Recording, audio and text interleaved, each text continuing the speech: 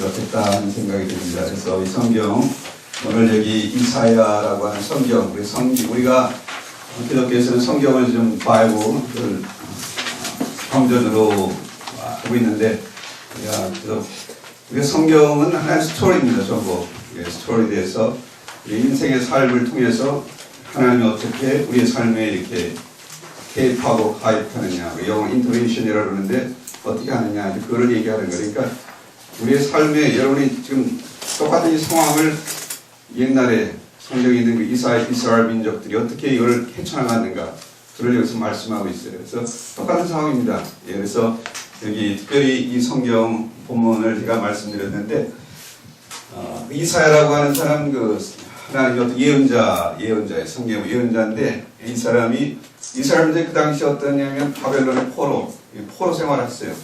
우리 한국의 일제 포로처럼. 근데 여기 있는 게 아니라 이 사람들은 다른 나라로 잡혀가가지고 다른 나라에 가서 거기 바벨론이라고 하는 그 나라 수도에서 정말 비참한 생활을 한 포로니까 전쟁 포로의 생활을 거기서 하면서 이사라고 하는 사람이 소망을 심어준 거예요. 이 사람에게 너희가 지금 현재는 그렇지만 앞으로는 굉장한 일들이 벌어질 거라고 하는 것을 이것을 이렇게 얘기를 한 것입니다. 그래서 여기 이사야라고 하는 성경에 보면 이런 말이 있어요. 첫 번째 보면 너를 지으신 이가 말씀하시냐, 인간을 만드신 이가 말씀하시냐, 너는 두려워하지 말라. 내가 너를 지명하여 불렀어. 네가 어디에 있든지 불 가운데 있어라도 너는 절대로 타지도 않고 불꽃이 너를 사르지도 않는다. 굉장한 하나님의 굉장히 소망적이고 그런 말씀, 하나님의 사랑이라고 합니다. 하나님의 사랑. 그걸 하면서 오늘 다 계속 얘기하면서 오늘 여기 저희가 나눠드렸죠. 여기 나눠드린 거 19절 그 하나만 같이 읽으시죠. 보라라는 말 같이 한번 읽죠. 시작. 보라 내가 새 일을 행하니 이제 나타날 것이라. 너희가 그것을 알지 못하느냐. 반드시 내가 강의 일을 사막에 강을 내리라. 포로 생활이에요. 절대 해방된다는 건 상상할 수 없는 상황에서, 절망적인 환경에서 소망적인 환경으로 바꿔진다고 하는 것을 여기서 우리에게 말씀하고 있어요. 저기 있는 대로 너희가 이전 일을 기억하지 말며 옛날 일을 생각하지 말라. 우리가 과거, 오늘이 제가 어제와 오늘과 미래, 어제라고 하는 건 다 지나간 거예요.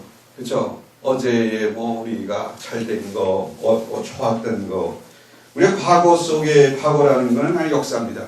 히스토리, 역사는 전통을 갖고 있고, 수많은 이야기도 있고, 거기 역사는 예술품들로 만들어지고, 유물도 만들어지고, 책도 만들어지고, 기록물도 많이 만들어져요. 그러나, 우리가 이게 과거로만 끝나면 아무 의미가 없어요. 과거가 우리가 그렇게 좋았다. 그거는 의미가 없는 거예요. 그렇죠? 그러니까, 어떤 사람은 과거 속에만 사는 사람이 있어요. 과거는 좋았는데, 그리고 우리가 굉장히 카탈시스적인 그런 효과는 있죠. 과거를, 옛날을 추억하며 옛날 속에 살아가는 사람들. 우리는요, 현재라는 세계는 과거를 이렇게 연장할 그런 시간이 없는 거예요. 오늘을 어떻게 살고 내일을 어떻게 나가느냐가 중요한 거지, 과거의 추억에, 과거에 좋았는데, 이런 거 아니에요. 우리가 오늘, 어떤 사람이 베트남 전쟁에서 옛날 과거 그때 자기 벌써 나이가 있는데 옛날에 20대 전쟁터에서 참혹했던 것을 그것만 계속 연상하고 사람은 돼요. 정신병 환자가 되는 거예요. 과거는 좋은 거예요. 좋은 삶지만은 과거에 우리는 묻혀 살면 안 됩니다. 오늘 이 성경에 보면 이스라엘이라고 하는 사람들이 과거에는 굉장한 사람들이었어요. 포로 전에는 그 애굽이라고 하는 이집트에서 해방됐어요. 그 해방돼서 큰 나라를 만들었어요. 그리고 가나안에 이집트에 들어가면서 이스라엘로 들어가서 이스라엘 다 차지해버렸어요. 그 한 나라를 그냥 그 사람들이 들어가서 그걸 다 차지했어요. 많은 영화를 누렸어요. 그런데 그건 과거예요. 근데 현재는 뭐예요? 현재는 노예예요. 절망의 상태예요. 이게 현실이에요. 우리 현실. 지금 말씀하셨잖아요. 오늘 현실은 뭐예요? 현실은 절망의 상황입니다. 그렇게 쉽지 않은 거예요. 법은 한가합니다. 불운과 낙심과 파멸과 재앙과 오늘 오늘 세상 전체가 절망입니다. 현대는요, 10억의 사람들이 급빈 상태에 있습니다.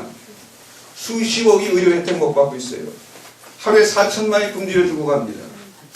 아프리카에서는 10분의 1의 청년들이 거리에서 총으로 맞아 죽어요. 어느 분이 이런 얘기를 했어요. 지금 밑에서 내가 살고 먹을 거 있고 정말 약간의 돈이 있고 지금 약간 돈만 제공하고 그 남에게 이렇게 길가에서 자선 정도 할 정도면 세계 부자 중에서 70%래요. 그 30%에 속한 부자라는 거예요. 오늘 우리가 이 현실은 굉장한 것입니다. 오늘 우리가 개인적으로, 우리 사회적으로, 아까 얘기했던 이거 현상이 아닙니다. 지난번에도 어떤 분이 라디오에서 그러는데, 작년도에는 연탄 되는 인구가 있대, 5%인가, 서울에. 근데 옛날에는 한 100만 장 들어왔는데, 올해는 50만 장이 돼요. 그 다 찾아가서 얘기하면 사업이 안 된다는 거예요. 그리고 양해해달라는 거예요. 전제가 학교에 있습니다. 학교가 지금 다 문을 닫게 돼 있어요. 학교 계속 줄입니다. 교수를 줄이고 선생님 줄이고 학생들이 안 들어오는 거예요. 학생이 지금 그 평가 인증을 해서 계속 줄여가고 있어요. 이게 현실이에요. 전 목사예요. 교회도 마찬가지예요. 헌금이 안 들어오는 거예요. 헌금이 30% 딱 줄어들어 버렸어요. 완전히. 예, 그게 현실이에요. 그게 여기 지금 저는 아까 얘기했지만 여기 지금 여기 문제는 아닙니다. 그건 하나님 아까 얘기했지만 그 현상이에요. 사회적으로 돌아가는 현상이에요. 이거는 우리가 그걸 다른 데 가면 나은가 그렇지 않아요. 똑같은 거예요. 그럼 이게 하나의 지금 상황 자체가 굉장히 절망의 상황이에요. 오늘 개인적으로 경제적으로 어려움 나고 어떤 사람은 병 가운데 정말 절망 가운데 살았거든요. 저는 제가 목회자니까 저는 의사는 아니지만 암 환자들이 교회 속에 굉장히 많습니다. 암 환자, 죽어가는 사람, 부부관계에 깊은 골이 있는 사람, 인생의 자녀 문제를 해결하지 못한 사람, 이제 수능 있으니까 수능 못 본 사람 얼마나 절망하겠어요. 오늘 여기에 이제 과거로 좋았던 시절을 거울 삼고 이 말은 보니까 그리고 현재를 직시하고 미래를 바라보라는 겁니다. 그게 뭐냐면 주님의 일을 바라보라는 거예요. 하나님이 어떻게 하는 것을 바라보라. 인간적으로는 이게 해결되는 게 아니에요. 오늘 여기 보면 보라 19절에 이게 굉장한 소망입니다. 우리는 소망을 가져야 돼요. 다시 한번 읽겠습니다. 19절 다시 한번 읽어보세요. 시작. 보라 내가 생각하니 이제 내 것이 될 것이라. 너희가 그것을 알지 못했느냐. 반드시 내가 광야의 길을 사막에 가느니라. 우리 인생이 이런 거예요. 지금 사막을 지나고 있고 광야를 지나고 사막을 지나고 있어요. 이스라엘의 그 상황을 보면 그 광야라고 하는 건 그냥 광야가 아니라 이제 그 돌이 우리가 완전히 속회함으로 된 거예요. 길은 없는 거예요. 거기 길이라는 게 없어요.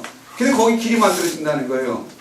사막에 어떻게 강연이 일어납니까? 사막에 조그만 물만 있어도 되는데 사막에 막 강줄기가 나온다는 거예요. 그게 뭡니까? 인간은 하는 게 아니고 내가 새 일을 행한다. 하나님이 인간을 창조한 하나님이 그 일을 한다.